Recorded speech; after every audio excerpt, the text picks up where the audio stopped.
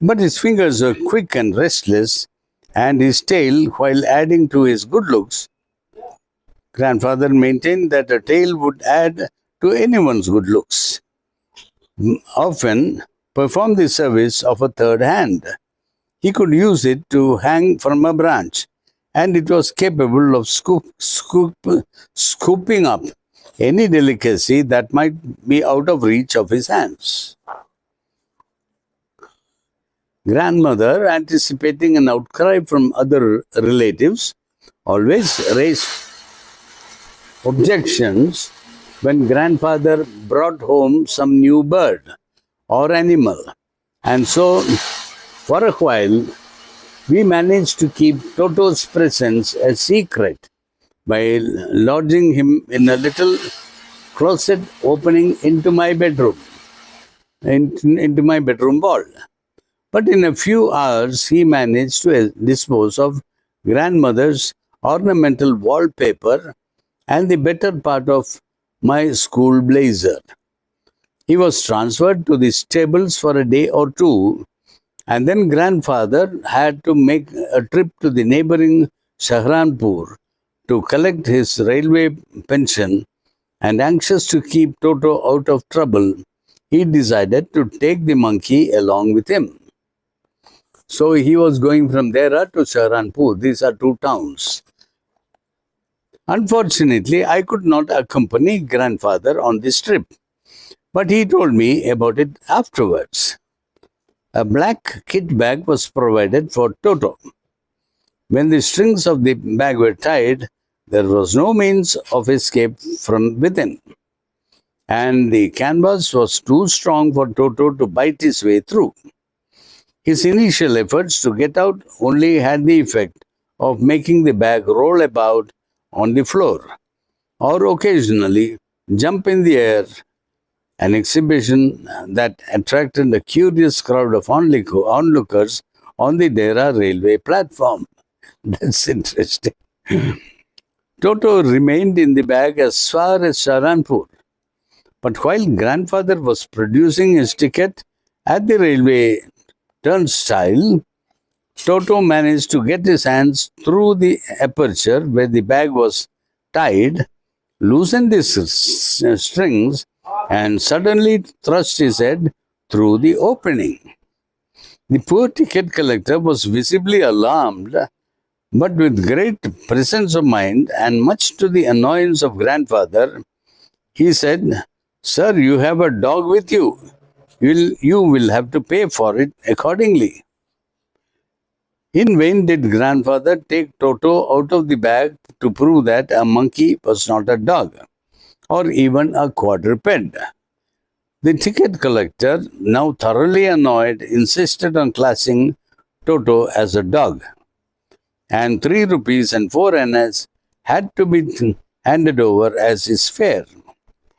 Then grandfather, out of sheer spite, took out from his pocket a live tortoise that he happened to have with him and said, "What must I pay for this, since you charge for all animals?"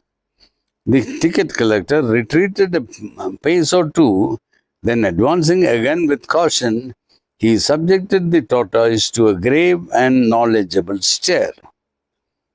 "No ticket is necessary, sir," he finally declared.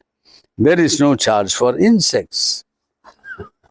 Such a silly ticket inspector. When we discovered that Toto's favorite pastime was catching mice, we were able to persuade grandmother to let us keep him. The unsuspecting mice would emerge from their holes at night to pick up any corn left over by our pony, and to get at it, they had to run the gauntlet of Toto's section of the stable. He knew this and would pretend to be asleep, keeping, however, one eye open. A mouse would make a rush in vain. Toto, as swift as a cat, would have his paws upon him. Grandmother decided to put his talents to constructive use by tying him up one night in the larder, where a guerrilla band of mice were playing havoc with our food supplies. It was a guerrilla, means they come at night, suddenly attack in a large group. Toto was removed from his comfortable bed of straw in the stable and chained up in the larder beneath shelves of jam pots and other delicacies. The night was a long and miserable one for Toto, who must have wondered what he had done to deserve such punishment. The mice scampered about the place uh, most uncat-like, lay curled up in a soup tureen, trying to snatch some sleep. At dawn, the mice returned to their holes. Toto awoke, stretched himself, emerged from the soup tureen, and looked about for something to eat. The jam pots attracted his notice, and it did not take him long to prise open the covers. Grandmother's treasured jams, she had made most of them herself, disappeared in an amazingly short time. I was present when she opened the door to see how many mice Toto had caught. Even the rain god Indra could not have looked more terrible when planning a thunderstorm, and the imprecations grandmother hurled at Toto was surprising, coming from someone who had been brought up in the gentle Victorian manner. The monkey was later reinstated in grandmother's favor, a great treat for him on cold winter evenings was the large bowl of warm water provided by grandmother for his bath. He would bathe himself, first of all, gingerly testing the temperature of the water with his fingers. Leisurely, he would step into the bath, first one foot, then the other, as he had seen me doing, until he was completely sitting down in the water. Once comfortable, he would take the soap in his hands or feet, rub himself all over. When he found the water becoming cold, he would get out and run as quickly as he could to the fire, where his coat soon dried. If anyone laughed at him during this performance, he would look extremely hurt and refuse to go on with his ablutions.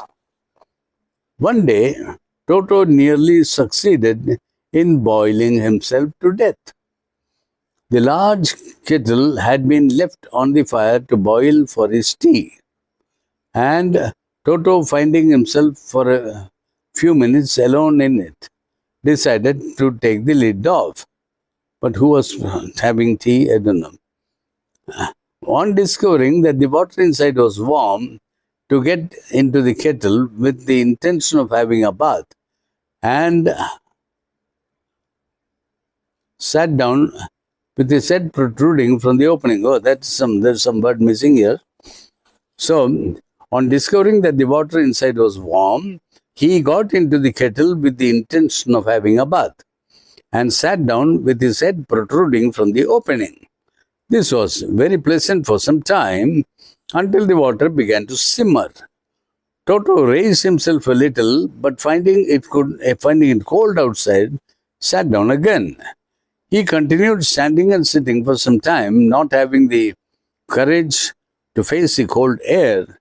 Had it not been for the timely arrival of grandmother, he would have been cooked alive. My God, what a poor Toto.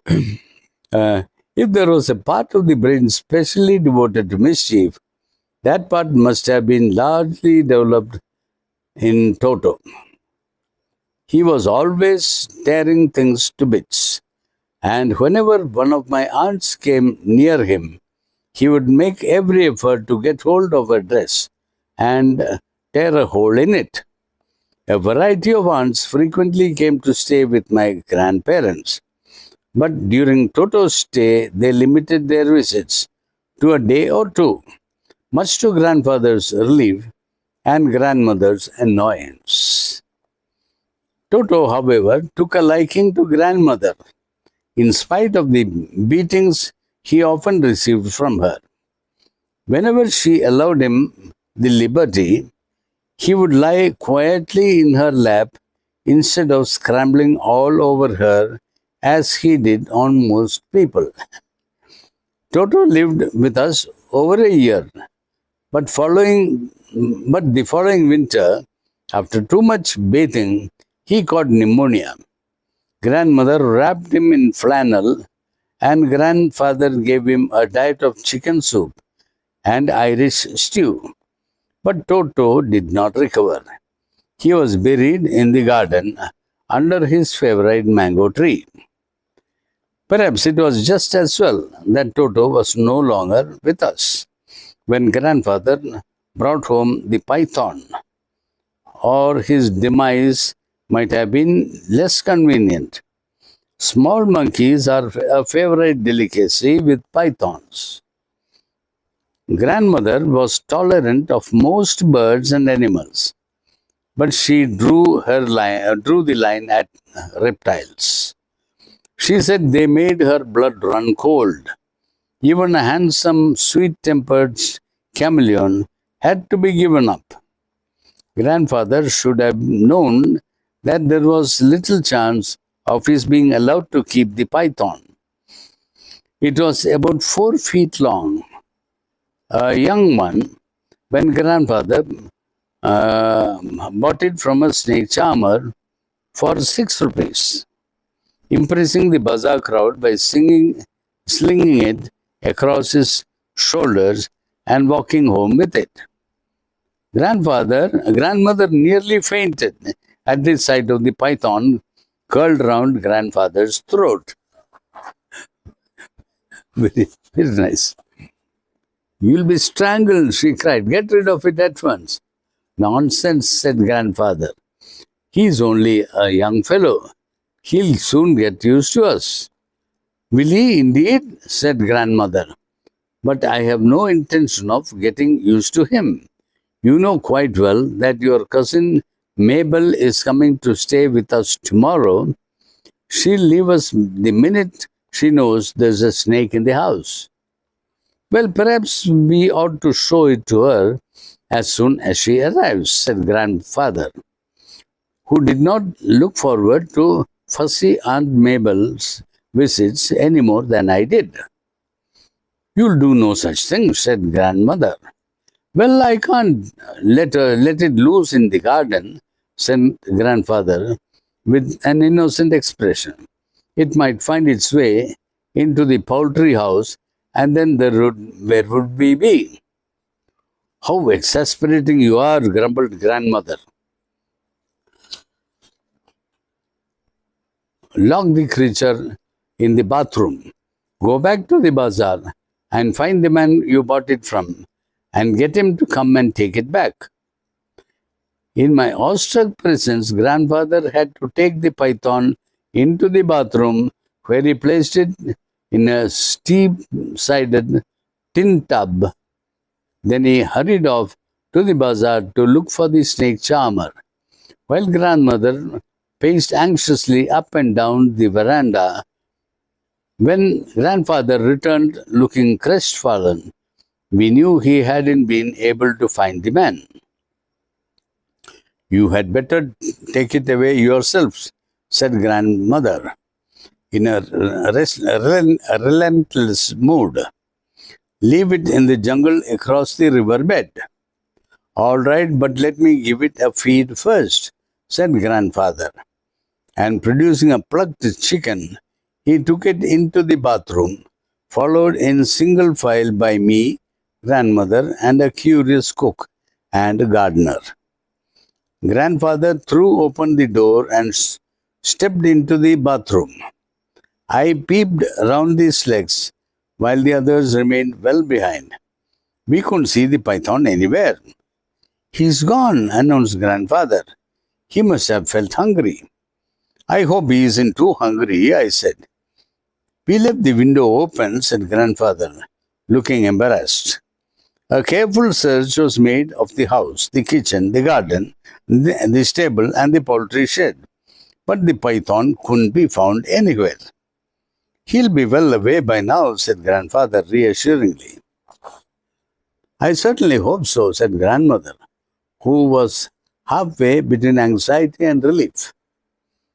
Aunt Mabel arrived next day for a 3-week visit, and for a couple of days grandfather and I were a little apprehensive in case the python made a sudden reappearance. But on the third day, when he didn't show up, we felt confident that he had gone for good. And then, towards evening, we were startled by a scream from the garden. Seconds later, Aunt Mabel came flying up the veranda steps, looking as though she had seen a ghost. In the guava tree, she gasped. I was reaching for the guava when I saw it staring at me. The look in its eyes as though it would devour me. Calm down, my dear, urged grandmother, sprinkling her with eau de cologne. Calm down and tell us what you saw. A snake, sobbed Aunt Mabel. A great boa constrictor. It must have been 20 feet long in the guava tree. Its eyes were terrible. It looked at me in such a queer way. My grandparents looked significantly at each other, and grandfather said, I'll go out and kill it. And sheepishly, taking hold of an umbrella, sallied out into the garden. But when he reached the guava tree, the python had disappeared. Aunt Mabel must have frightened it away, I said. Hush, said grandfather. We mustn't speak of your aunt in that way. But his eyes were alive with laughter. After this incident, the python began to make a series of appearances, often in the most unexpected places. Aunt Mabel had another fit of hysterics when she saw him admiring her from under a cushion. She packed her bags, and grandmother made us intensify the hunt. Next morning, I saw the python curled up on the dressing table, gazing at his reflection in the mirror. I went for grandfather, but by the time we returned, the python had moved some elsewhere. A little later, he was seen in the garden again. Then he was back on the dressing table, admiring himself in the mirror. Evidently, he had become enamored of his own reflection. Grandfather observed that perhaps the attention he was receiving from everyone had made him a little conceited. Conceited means thinking so highly of himself, of his good looks.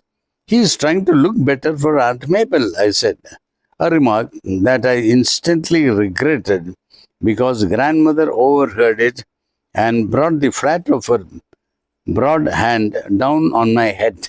Oh, poor boy. Well, now we know his weakness, said grandfather. Are you trying to be funny too? Demanded grandmother, looking her most threatening. I only meant he was becoming very vain, said grandmother. Said grandfather hastily. It should be easier to catch him now. He set about preparing a large cage with a mirror at one end. In the cage, he left a juicy chicken and various other delicacies and fitted up the opening with a trapdoor. Aunt Mabel had already left by the time we had this trap ready. But we had to go on with the project because we couldn't have the python prowling about the house indefinitely. For a few days, nothing happened. And then, as I was leaving for school one morning, I saw the python curled up in the cage. He had eaten everything left out for him and was relaxing in front of the mirror with something resembling a smile on his face. If you can imagine a python smiling. I lowered the trapdoor gently, but the python took no notice. He was in raptures over his handsome reflection. Grandfather and the gardener put the cage in the pony trap and made a journey to the other side of the riverbed. They left the cage in the jungle with the trap door open. He made no attempt to get out, said grandfather later, and I didn't have the heart to take the mirror away. It's the first time I've seen a snake fall in love. And the frogs have sung their old song in the mud. This was the grandfather's favorite quotation from Virgil, and he used it whenever we visited the rainwater pond behind the house, when there were quantities of mud and frogs and the occasional water buffalo. Grandfather had once brought a number of frogs into the house. He had put them in a glass jar, left them on a windowsill, and then forgotten all about them. At about 4 o'clock in the morning, the entire household was awakened by a loud and fearful noise, and grandfather and several nervous relatives gathered in their nightclothes on the veranda.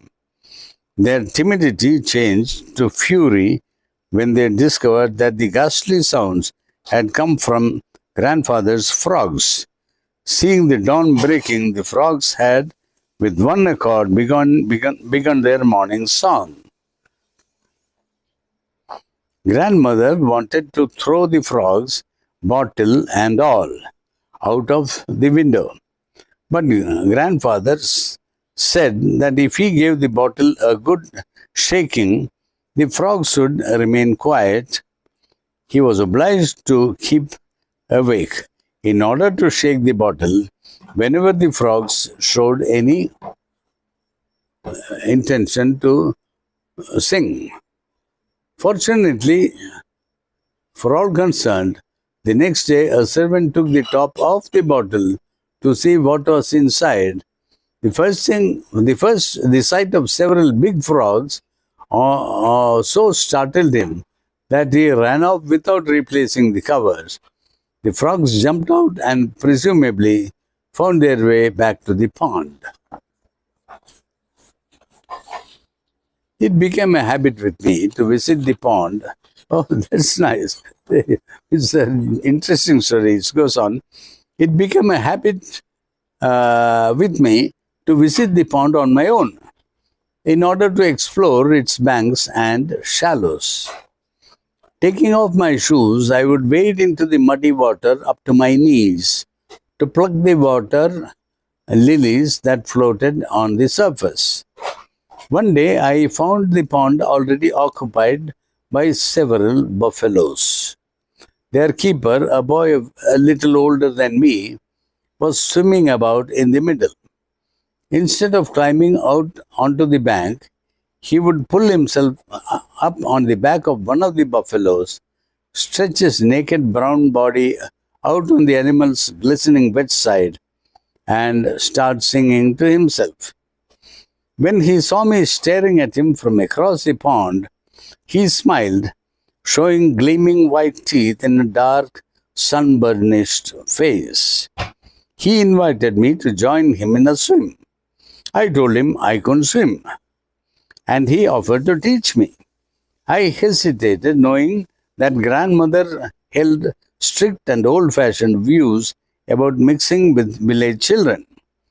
But deciding that grandmother, who sometimes smoked a hookah on the sly, deciding that grandfather would get me out of any trouble that might occur, I took the bold step of accepting the boy's offer. Once taken, the step did not seem so bold. He dived off the back of the buffalo and swam across to me, and I, having removed my clothes, followed his instructions until I was floundering about among the water lilies. His name was Ramu, and he promised to give me swimming lessons every afternoon. And so it was during the afternoon, especially summer afternoons, when everyone was asleep, that we usually met. Before long, I was able to swim across the pond to sit with Ramu astride a contented buffalo, the great beast standing like an island in the middle of a muddy ocean. Sometimes we would try racing the buffaloes, Ramu and I sitting on different mounts, but they were lazy creatures and would leave one comfortable spot only to look for another. Or if they were in no mood for games, they would roll over on their backs, taking us with them into the mud and green slime of the pond. Emerging in shades of green and khaki, I would slip into the house through the bathroom and bathe under the tap before getting into my clothes. A very interesting story. One afternoon, Ramu and I found a small tortoise in the mud, sitting over a hole in which it had laid several eggs.